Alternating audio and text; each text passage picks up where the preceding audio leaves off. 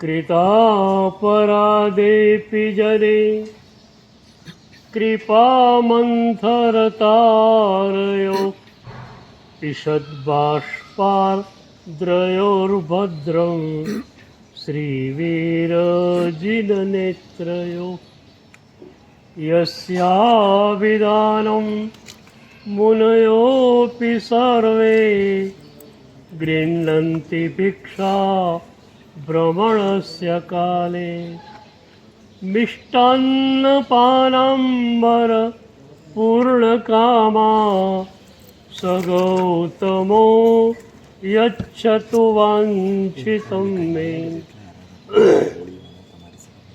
ज्ञान ध्यान क्रियादिकार्यकुशल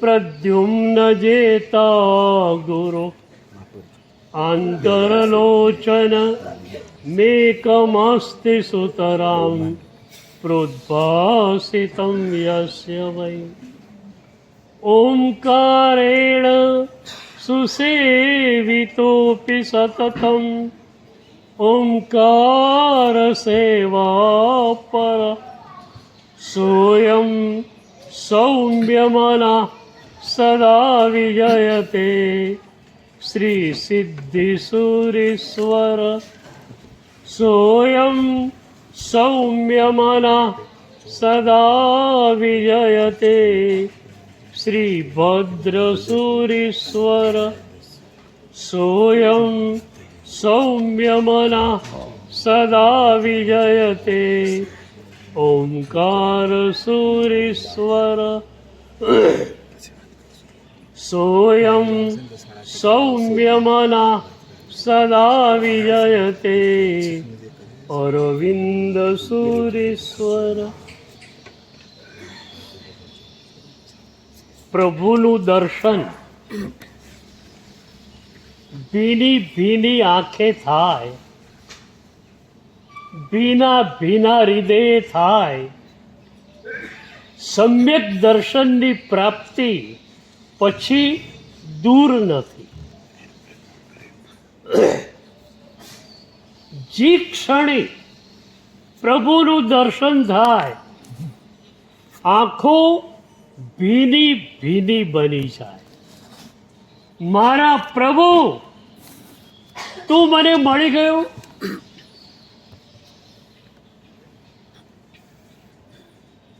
એક ઘટના યાદ આવે. 11 વર્ષની વયે મેં દીક્ષા લીધી. દીક્ષાના 2 વર્ષ પછી પરમ પાવન પાલીતાણાની યાત્રાએ જવાનું થયું. 1 મહિનો પાલીતાણા રોકાવાનું થયું. રોજ ગિરિરાજની યાત્રા કરવાની. 13 વર્ષનું મારું વય. રોજ યાત્રા કરું. ગુરુદેવ બેસે એટલે પરમાત્માની જોડે કલાક બેસવું પણ કરો, પણ ભીની આંખનું દર્શન મારી પાસે નહોતું. આજે પ્રભુનું દર્શન કર્યું ભીની આંખે કે કોરી આંખે? કોરી આંખે કરાયેલું દર્શન પ્રભુને સ્વીકાર્ય નથી. 1 મહિનો પાલીતાણા રોકાવાનું થયું. પછી ડીસા બાજુ જ આવવાનું હતું, પણ ભાવનગર ઘોઘાની યાત્રા કરીને આવવાનું હતું. સમાચાર મળ્યા કે ભાવનગર ઘોઘા થઈને જવાનું છે. તો પણ મારા મનમાં કોઈ દિલચસ્પી નહીં. પણ પછી કોકે કીધું કે ઘોઘામાં તો ધર્મશાળાથી એકદમ નજીક દરિયો છે. દરિયાની વાત સાંભળી એટલે ગુરુદેવને પૂછ્યું કે ગુરુદેવ, ઘોઘામાં ધર્મશાળાની બાજુમાં દરિયો છે? મને કે હા. મેં કહ્યું મારે દરિયાને બરોબર જોવાનો છે. આપણો આગળનો પ્રોગ્રામ ફિક્સ નથી, એટલે 1 દિવસ 2 દિવસ 3 દિવસ ઘોઘા રોકાવું પડે તો પણ રોકાવાનું. અને દરિયે હું એકલો નહીં જાઉં, તમારે સાથે આવવાનું.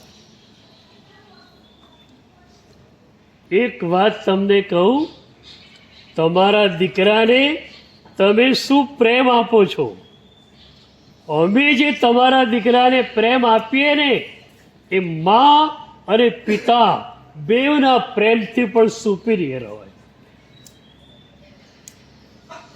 મને જે ગુરુદેવે પ્રેમ આપ્યો છે સુપિરિયર. આટલા મોટા ગુરુદેવ મને કે હા ભાઈ તું કહેશે એટલું રોકાઈશું.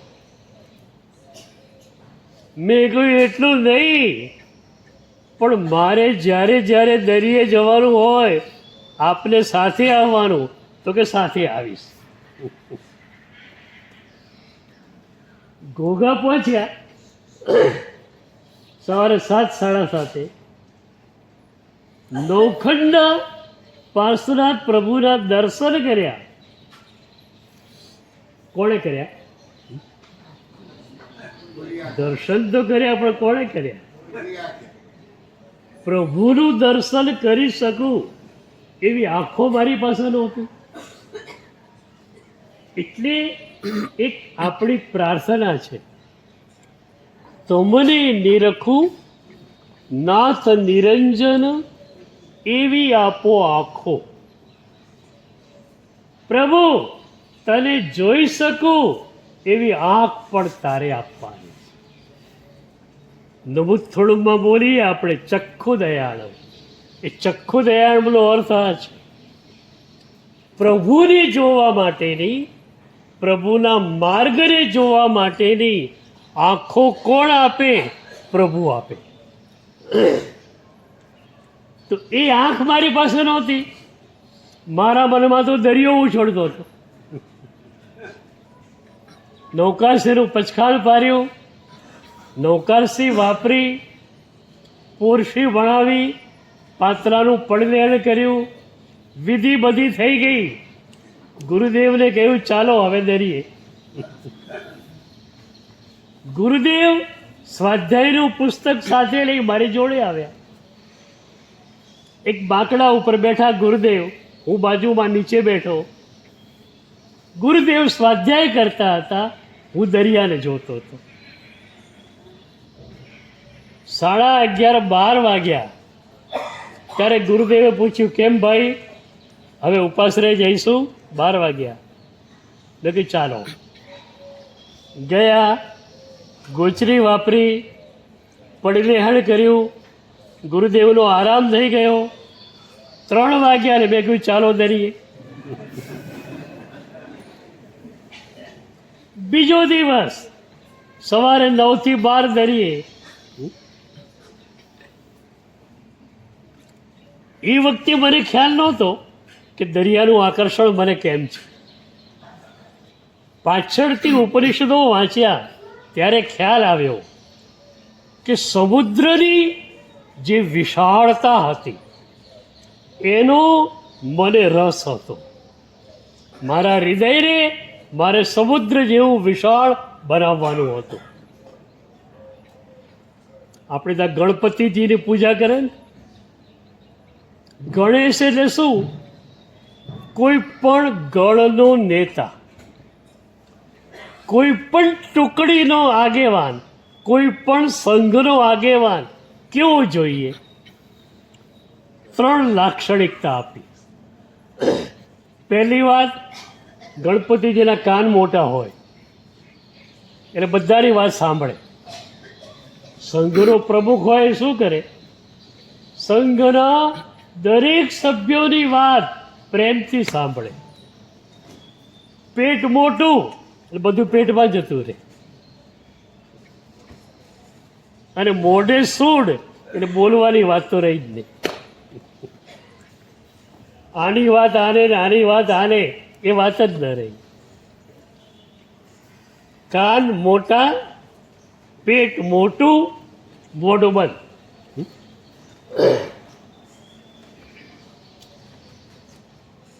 તો આ ગણપતિનું એક બહુ મજાનું ચિહ્ન. બીજી સવારે ગુરુદેવ જોડે આવ્યા પાછા 9 થી 12.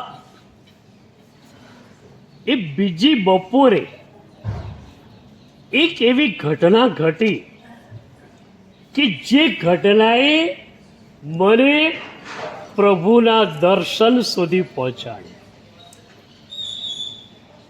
બપોરે ગયા, બેઠા. ઘોઘા તીર્થના મેનેજર પણ અમારી જોડે આવેલા.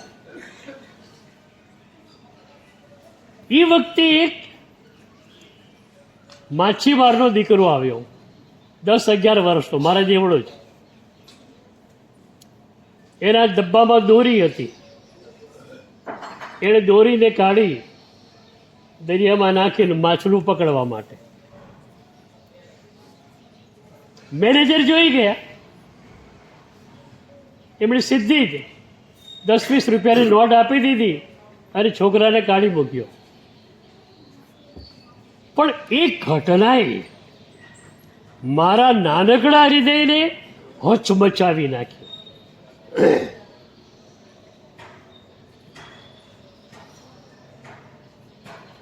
મેં પહેલાં કહ્યું તેમ એ વખતે નાનું હૃદય હતું, પણ એને વિશાળ બનવું હતું. અને એટલે દરિયાને જોવાનો રસ હતો. ઉપનિષદનું સૂત્ર છે, યદ વૈ ભૂમા તત્સુખમ અલ્પે સુખમ નાસ્તિ. જ્યાં વિશાળતા, જ્યાં ઉદારતા, ત્યાં જ સુખ. હૃદય છીછરું હોય, હૃદય મૈત્રી ભાવ વગરનું હોય, ત્યાં સુખ હોતું નથી. એક શ્રાવકના ઘરમાં શું હોય? શ્રાવક અને શ્રાવિકા બે કલ્યાણ મિત્ર. તમારા દીકરા પણ કલ્યાણ મિત્ર તમારા, બરોબર ને? એટલે શ્રાવક વિચારે એ કરે કે શ્રાવિકાને ધર્મ માટે વધારે અનુકૂળતા કરી આપું, ને તારું કામ થોડું હું કરી આપું, તું એક સામાયિક વધારે કર. શ્રાવિકાને થાય કે પતિ આખો ધંધો સંભાળે છે અને એમને પણ આરાધના કરવી હોય, તમે સાંજે વહેલા આવી જજો અને પ્રતિક્રમણ કરવા માટે જજો, દીકરાઓને હું સંભાળીશ. તો કલ્યાણ મિત્ર હોય ત્યાં શું થાય? એકબીજાના ધર્મને વધારવાની કોશિશ હોય, એકબીજાના સુખને જોવાની કોશિશ હોય. તો શ્રાવકના ઘરમાં આનંદ જ આનંદ હોય, કારણ કે એકબીજા પ્રત્યે પ્રેમ છે. અને પ્રેમ ના હોય તો શું થાય? આપણે ત્યાં એક શબ્દ છે, ગરમા ગરમ. ગરમ વત્તા અગરમ, બેમાંથી એક ગરમ હોય અને બીજું ઠંડુ હોય તો વાંધો ના આવે, પણ બે ગરમ હોય તો તકલીફ થઈ જાય. બરાબર ને?